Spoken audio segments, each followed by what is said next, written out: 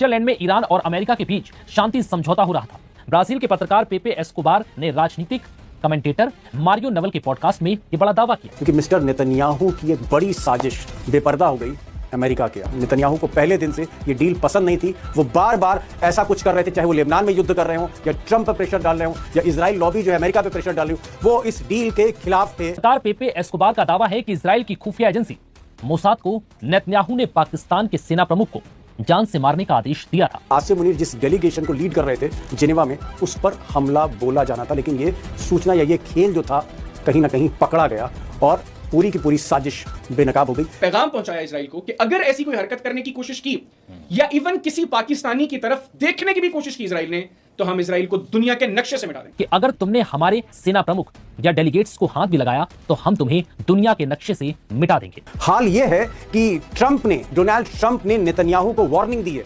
चेतावनी दी है कि वो अपने दायरे में रहें, वरना उनके लिए मुश्किल हो। स्विट्जरलैंड या अमेरिकी सुरक्षा टीमों की तरफ से पूरे दौरे में सिक्योरिटी को लेकर कोई भी अलर्ट या छोटी सी भी चिंता जाहिर नहीं की गई थी। और इजराइल के प्रधानमंत्री बेंजामिन नेतन्याहू को लेकर ब्राजील के एक पत्रकार के दावे ने कई देशों को सन्न कर दिया।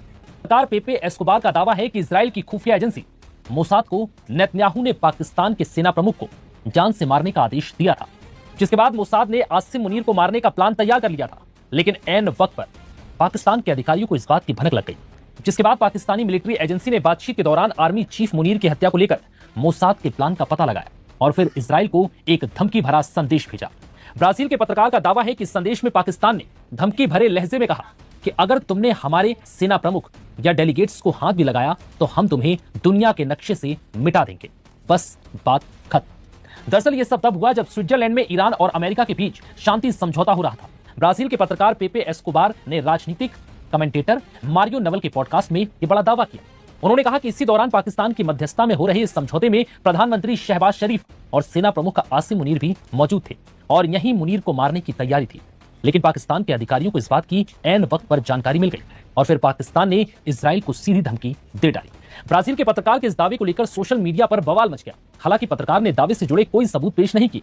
वहीं सूत्रों के मुताबिक इस दावे को पाकिस्तानी अधिकारी ने मनगढ़ंत और बकवास बताया। पाकिस्तानी न्यूज चैनल ARY के चेयरमैन कामरान खान ने बताया कि एक बड़े पाकिस्तानी अधिकारी ने मुनीर की हत्या की साजिश वाले दावे को पूरी तरह से बकवास बताया और कहा कि यह दावा सच्चाई से कोसों दूर है। पाकिस्तानी अधिकारी के मुताबिक प्रधानमंत्री शहबाज शरीफ और आर्मी चीफ आसिम मुनीर का स्विट्जरलैंड दौरा एकदम तय कार्यक्रम के हिसाब से शांतिपूर्ण रहा।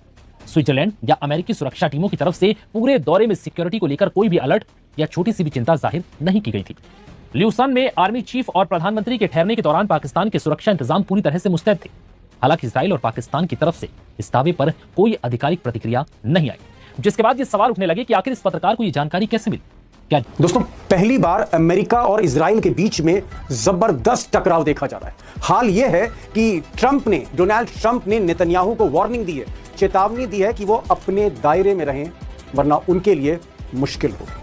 दरअसल ट्रंप इसलिए नेतन्याहू से नाराज हैं, या यूं कहें उनका गुस्सा 7वें आसमान पर है, क्योंकि मिस्टर नेतन्याहू की एक बड़ी साजिश बेपर्दा हो गई अमेरिका के आगे, और यहीं से ये जो टकराव है और तेज होने लगा। दरअसल हुआ यह था कि दुनिया के जाने माने इन्वेस्टिगेटिव जर्नलिस्ट, खोजी पत्रकार पेपे एस्कोबार ने एक बड़ी खबर ब्रेक की जब ईरान और अमेरिका के बीच स्विट्जरलैंड में डील हो रही थी।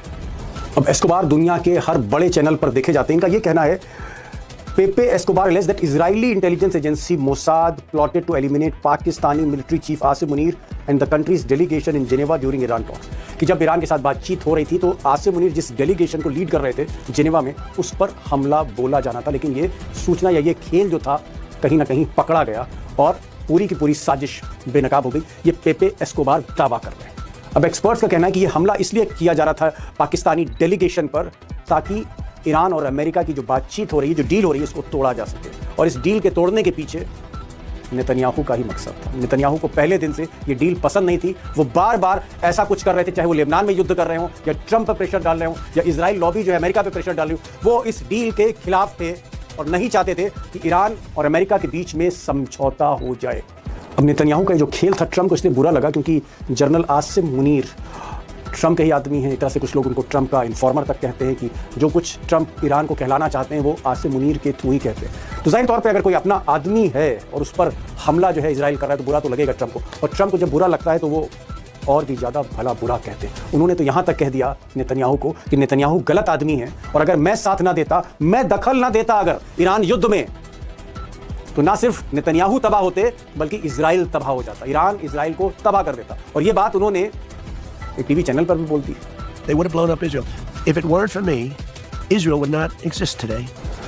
उधर नेतन्याहू भी ट्रंप से बहुत खफा चल रहे हैं, एक तरह से झगड़ा ही आप कह लीजिए, और ट्रंप को हर मौके पर नीचा दिखाने की कोशिश नेतन्याहू कर रहे हैं। और मैं कह रहा हूँ ये पहली बार हो रहा है। कुछ ही समय पहले नेतन्याहू ने यहाँ तक कह दिया कि उन्होंने ट्रंप से कोई ऑर्डर नहीं लिया। ये जो ईरान का युद्ध था, दरअसल ये मेरी चॉइस थी, मैंने ही इस युद्ध को इनिशिएट किया है। मैंने सिर्फ ट्रंप को बताया था कि हम हमला करने जा रहे हैं, हमने ट्रंप से कोई आदेश नहीं लिया। यानी नेतन्याहू ये कहना चाह रहे हैं कि जो भी फैसला करते हैं वो खुद करते हैं, ट्रंप की परवाह नहीं करते। כל עוד אני ראש ममशला לאיראן לא יהיה नशक। अब दोस्तों, कहां तो नेतन्याहू साहब और ट्रंप साहब मिलकर युद्ध कर रहे थे, ईरान से मोर्चा ले रहे थे, और कहां दोनों में ही लड़ाई हो गई। जाहिर तौर पर इसका लाभ, 100% लाभ, फायदा अब ईरान को मिल रहा है। अगर हम देखें तो ईरान की सिर्फ एक जीत नहीं हुई है, 3 बड़ी जीत ईरान के खाते में गई है। मिसाल के तौर पर ईरान ने भी कोशिश पिछले 30-35 वर्षों से लगातार की, लेकिन इजराइल को आइसोलेट नहीं कर पाया। पहली बार मुस्तफा कामनाई के नेतृत्व में ईरान ने आज इजराइल को पूरी तरह अलग थलग कर दिया, पूरी तरह आइसोलेट। भाई, एक चीज़ मैं जानना चाह रहा था, आप तो पूरी जड़ तक इस पूरे मामले को देख रहे हैं, क्या वाकई ट्रंप और नेतन्याहू में अब जबरदस्त अदावत है? इतनी अदावत है कि ट्रंप कह रहे हैं अगर मैं नहीं हस्तक्षेप करता तो ईरान जो है बखियां उधेड़ देता, उड़ा देता इजराइल को। और नेतन्याहू कह रहे हैं, ताज़ा बयान कुछ देर पहले का, नेतन्याहू कह रहे हैं कि मैंने कोई आदेश नहीं लिए थे मिस्टर ट्रंप से, बल्कि ट्रंप को मैंने बता दिया था कि मैं ईरान पर हमला करना जा रहा हूं। यानी ट्रंप की मुझे इतनी परवाह नहीं है। ये जो झगड़ा हो रहा है, ये जो झगड़ा हो रहा है, खासकर आसिम मुनीर पर जो हमला मोसाद करने जा रहा था, उसके बाद ये झगड़ा और बढ़ गया है। क्या आपको लगता है कि नेतन्याहू पूरी तरह से उनके अब हाथ पांव कट चुके हैं, पूरी तरह से कमजोर हो चुके हैं, आइसोलेट हो चुके हैं, खेल खत्म हो चुका है नेतन्याहू का? देखिए दीपक जी, नेतन्याहू और उनके खास मित्रों की ये बहुत बड़ी हार है। ओह, और इसमें जो नेतन्याहू ने जो एक आइडियोलॉजी लेके चला था कि शिया सुन्नी दोनों को हम निपटाएंगे, वो फेल हो। ईरान ने उसको हरा दिया। वो जो कोशिश कर रहा है कि जो भी मेडिएट कर रहे हैं सुन्नी मुल्क, कतर, पाकिस्तान, इन पे हमला करो, ये बिल्कुल क्या कहें इसको, पागलपन की लाइन है। ये कहां से, इसको अमेरिका कैसे एक्सेप्ट कर सकता है, जो कि पाकिस्तान का एलाई है, कतर का एलाई है, तमाम देशों का एलाई है। जेडी वैंस अभी स्विट्जरलैंड में थे, क्या उनके सामने जो पेपे एस्कोबार ने रेवलेशन किया, क्या उनके रहते मोसाद मार देता आसिम मुनीर को? मतलब ये तो ऐसी बात हो गई कि मतलब दुनिया में कुछ है ही नहीं इजराइल के सिवा। इजराइल को ये गलतफहमी हो गई। नहीं, लेकिन मुझे एक चीज बताइए कि क्यों जो है वो नेतन्याहू चाह रहे थे, क्योंकि जो नेतन्याहू चाहेंगे वही मोसाद, उनकी खुफिया एजेंसी चाहेगी। मोसाद स्विट्जरलैंड में जहां ये बातचीत हो रही थी ईरान के बीच में और अमेरिका के बीच में, वहां पर वो आसिम मुनीर या पाकिस्तान पर हमला क्यों करना चाह रहे थे? मोसाद आसिम मुनीर पर हमला करके उसको हासिल क्या होता? इसमें दीपक जी देखिए, मैंने आपको पहले भी इस मंच पे मैंने कहा है, मोसाद के पास कैपेबिलिटी है, वो एक ही चीज उसके पास है, असैसिनेशन करने की कैपेबिलिटी। अब यहां पर इजराइल की चिड़ यह है कि ईरान के खिलाफ कुछ कर नहीं सकता इजराइल, लेबनान से उसको विड्रॉ करना है। अब बचा क्या उसके पास? गाजा में ऑलरेडी ट्रूस चल रहा है, वेस्ट बैंक को एनेक्स करेगा, ये करेगा, तो उसमें तो सुन्नी मुल्कों से सीधे बढ़ेगा वो। तो उसने पाकिस्तान को एक असैसिनेट करके, एक तो ये जो ईरान से समझौता अमेरिका का चल रहा है, इसको डिरेल कर दो, इसको खत्म कर दो, सैबोटाज करो, इसको सबोटाज कर दो। और अभी शहीद इमाम खामनेई का फ्यूनरल होने जा रहा है, उसके पहले ही कर दो, तो उसके बाद फिर एक तरह से मतलब फिर से माहौल गर्म हो जाए, फिर से जंग हो जाए। यही तो इजराइल चाहता है। क्या आपको लग रहा है कि अगर मान लीजिए, अब तो खैर पाकिस्तान का भी रिएक्शन आ गया कि ऐसा कुछ नहीं था, और जब चीज़ें जो है वो विफल कर दी जाती तो ऐसे कहा जाता है, लेकिन खबरें इस तरह की भी आ रही हैं कि हमला तो करने का पूरा इरादा था, साजिश थी, विफल हो गया, एक अलग बात है। अगर आसिम मुनीर पर या पाकिस्तान पर हमला होता मान लीजिए, तो क्या ये जो टॉक्स हैं ये वाकई सैबोटाज खत्म हो जाती वहीं पर? अगर ये हमला होता तो टॉक्स सबोटाज तो बाद में होती। मुझे लगता है अमेरिका इजराइल में कोई बड़ा झगड़ा हो जाता, जो किसी भी हद तक जा सकता था, किसी भी हद तक। जी हाँ, क्योंकि इस समय जो पूरी सिचुएशन है, ट्रंप को बस एक ट्रिगर चाहिए कि वो नेतन्याहू को की गर्दन पकड़ ले, ये वो चाहे। और जेडी वैंस उनका आदमी है, उनको जेडी वैंस को भेजा गया। जेडी वैंस के पीछे केवल ट्रंप नहीं है, पूरे अमेरिका का सिस्टम है, तो ये चाहता है कि ईरान के साथ किसी भी हाल में समझौता हो। तो आप सोचिए, अमेरिका के सिस्टम से नेतन्याहू भिड़ रहा है। एक चीज और जानना चाहता, ट्रंप ने बाकायदा कैमरे पर इंटरव्यू दिया है और उस इंटरव्यू में कहा है कि अगर मैं हस्तक्षेप नहीं करता, मैं दखल नहीं देता, तो ईरान अब तक इजराइल को उड़ा चुका होता। इसमें आपको लगता है कितनी सीरियसनेस है? क्या ईरान के पास कैपेबिलिटीज हैं इस तरह की कि वो इजराइल को खत्म कर सकता है पूरी तरह से? और अगर अमेरिका दखल ना दे, सिर्फ जो लड़ाई है वो ईरान वर्सेस इजराइल है, तो क्या वाकई इजराइल नक्शे से भी खत्म हो सकता है, जो ट्रंप इशारा कर रहे हैं? अगर ईरान वर्सेस इजराइल केवल होता तो जून 2025 में ही ईरान इस मामले को सुलझा देता। अमेरिका ने इसीलिए उस समय 3 ईरान की न्यूक्लियर साइट्स पे हमला किया था कि ईरान ना कर पाए, नहीं तो उसी समय ईरान मार देता। और वो ऐसी ऐसी सेंसिटिव जगह पे जो इस 40 दिन की जंग के दौरान 2026 वाली दिखाई पड़ा, दिमोना न्यूक्लियर प्लांट पे हमला किया, हाइफा पे हमला किया, तेल अवीव पे हमला किया, कुछ बचा ही नहीं इजराइल। तो इजराइल को तो खत्म कर ही देता ईरान।